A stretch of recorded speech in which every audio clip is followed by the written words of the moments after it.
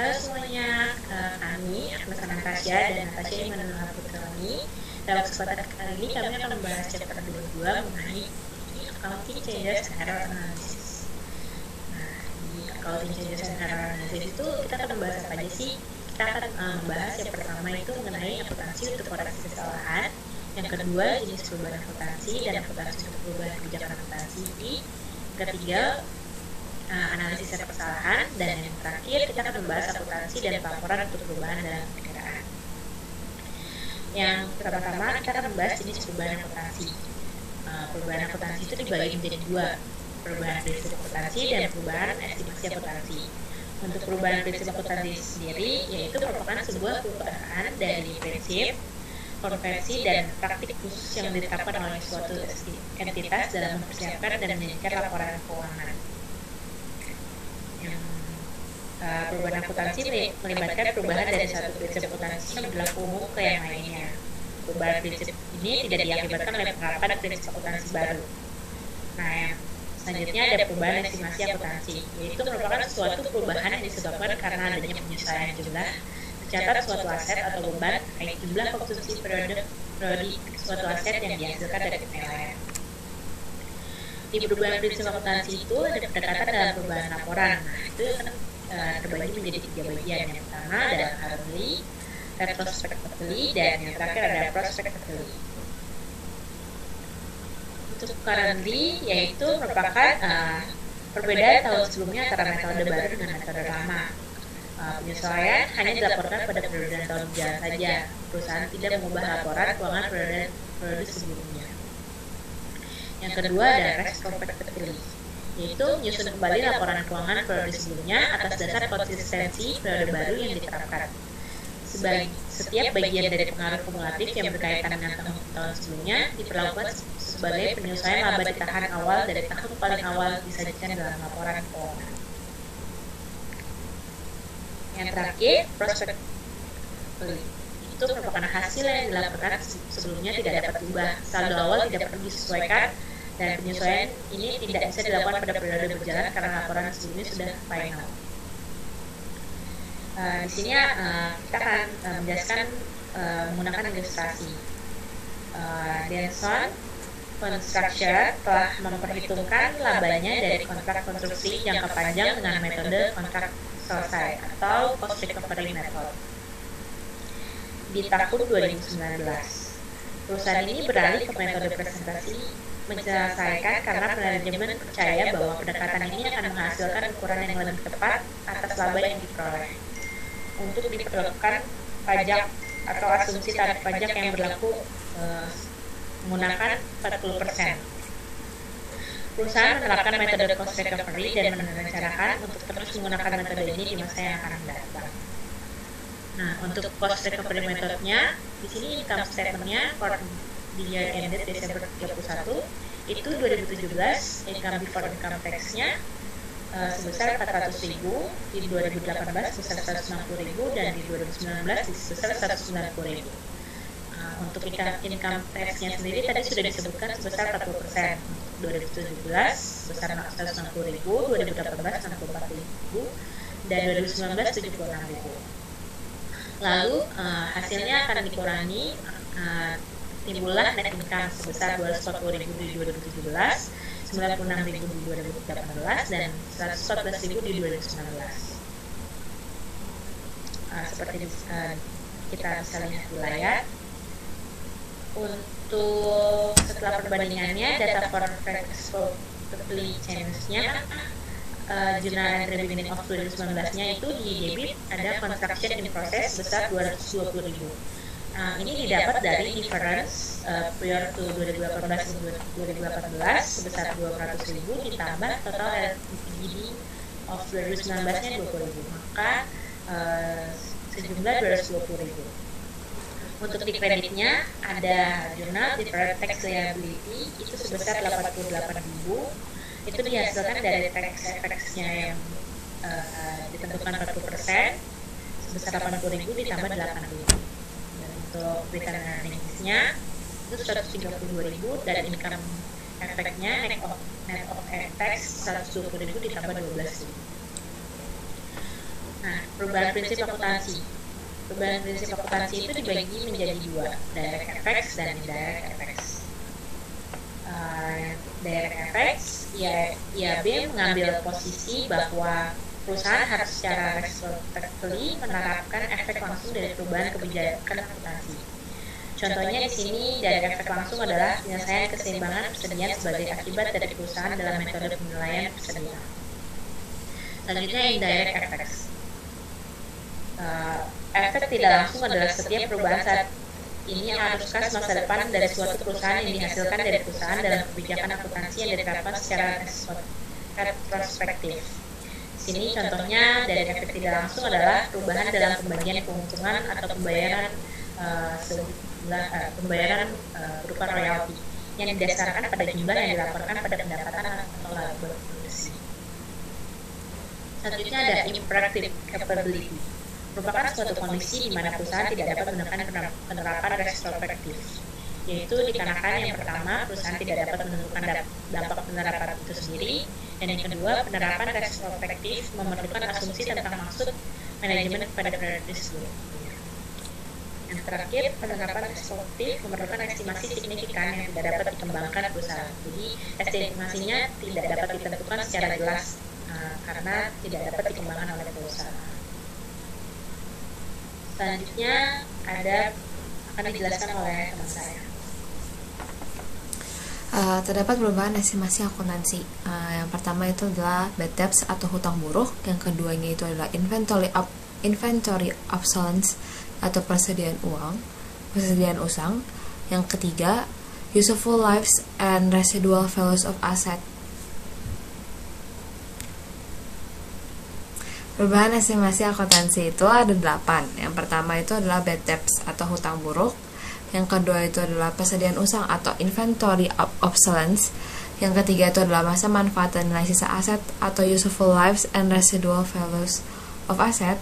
Yang keempat itu adalah periode yang diuntungkan oleh biaya yang ditanggungkan atau periode benefit by deferred cost. Yang kelima itu adalah kewajiban atas biaya, garansi, dan pajak penghasilan atau liabilities for warranty costs and income taxes. Yang keenam adalah cadangan mineral yang dapat dipulihkan atau recoverable mineral reserves. Yang ketujuh adalah perubahan estimasi penyusutan atau change in depreciation estimates. Dan yang kedelapan atau terakhir nilai wajar aset keuangan atau liabilitas keuangan, yaitu fair value of financial asset of financial liabilities.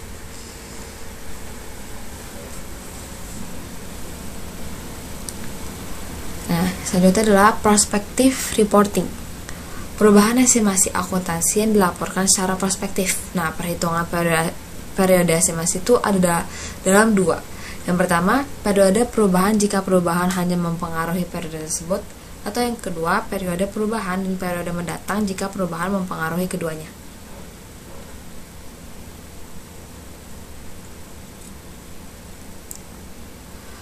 Untuk ilustrasinya, Arcadia High School membeli peralatan seharga $510.000 yang diperkirakan memiliki masa manfaat sebesar selama 10 tahun dengan nilai sisa $10.000 pada akhir waktu tersebut.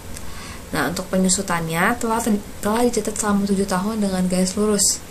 Pada tahun 2019, yaitu tahun ke-8, ditentukan bahwa estimasi total umur harus 15 tahun dengan nilai sisa $5.000 pada akhir waktu tersebut.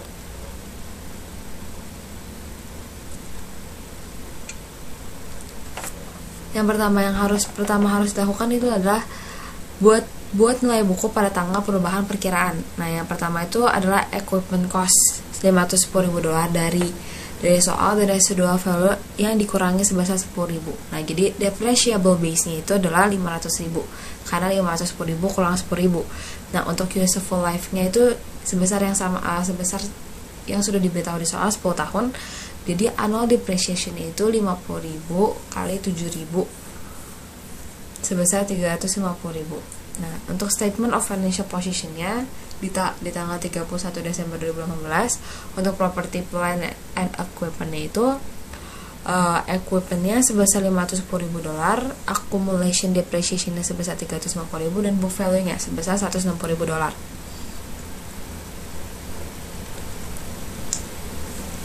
Yang kedua itu adalah mengkalkulasi depreciation expense pada tahun 2019 untuk book value-nya sebesar 160.000 seperti yang tadi sudah dihitung. Yang untuk residual value-nya sebesar 5.000 dan dikurangi menjadi depreciable base-nya itu sebesar 155.000. Untuk useful life-nya untuk 8 tahun dan annual depreciation-nya itu sebesar $19.375. Jadi untuk jurnal entry pada tahun 2019, depreciation expense sebesar 19.375 di debit dan accumulation depreciation sebesar 19.375 di kredit. Untuk selanjutnya disclosure. Disclosure itu merupakan perusahaan harus mengungkapkan nih sifat dan jumlah perubahan estimasi akuntansi yang berdampak pada periode berjalan dan diperkirakan akan berdampak pada periode mendatang, kecuali tidak praktis untuk mengestimasi efek tersebut. Nah, untuk perusahaan tidak perlu mengungkapkan perubahan estimasi akuntansi yang dibuat sebagai bagian dari operasi normal, seperti pengisian piutang tata lagi atau keusangan persediaan, kecuali perubahan tersebut adalah material.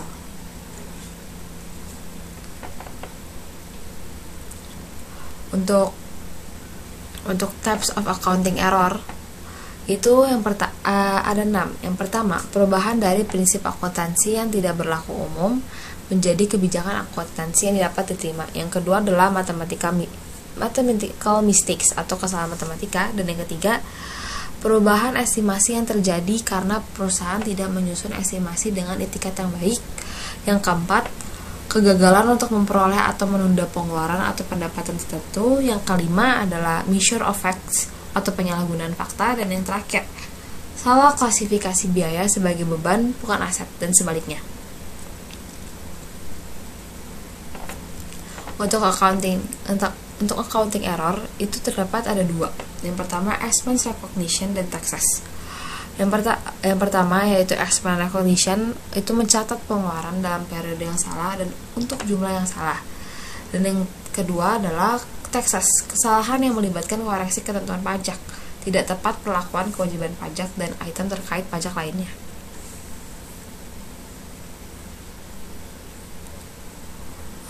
Untuk yang selanjutnya adalah error analysis.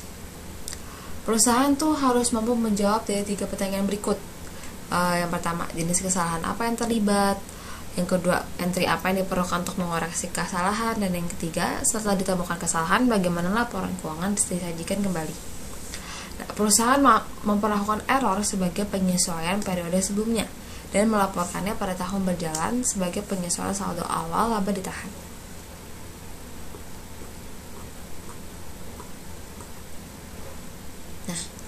Untuk statement of financial position dan income statement errors, kesalahan laporan posisi keuangan hanya mempengaruhi penyajian akun aset, kewajiban, dan ekuitas.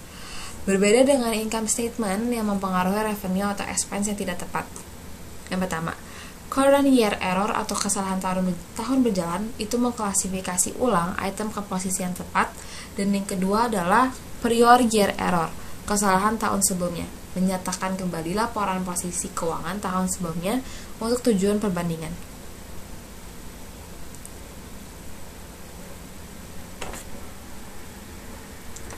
Statement of financial position and income statement errors yaitu kesalahan penyeimbang akan diimbangi atau dikoreksi selama 2 periode.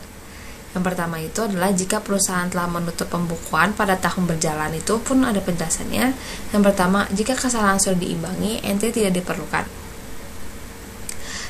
Sementara jika kesalahan belum diimbangi, buat jurnal untuk menyesuaikan saldo laba ditahan untuk saat ini. Nah, untuk tujuan perbandingan, penyajian kembali diperlukan bahkan jika entry jurnal koreksi tidak diperlukan. Dan yang kedua adalah kesalahan penyeimbang akan diimbangi atau dikoreksi selama 2 periode juga. Apabila perusahaan belum menutup pembukuan pada tahun berjalan. Yang pertama, jika kesalahan sudah diimbangi, buat entry untuk memperbaiki kesalahan pada periode berjalan dan untuk menyesuaikan saldo awal laba ditahan. Dan yang kedua, jika kesalahan belum diimbangi, buat entry untuk menyesuaikan saldo awal laba ditahan. Sementara untuk yang non counterbalancing tidak diimbangi pada periode akuntansi berikutnya. Perusahaan harus membuat entry koreksi bahkan jika mereka telah menutup pembukuan.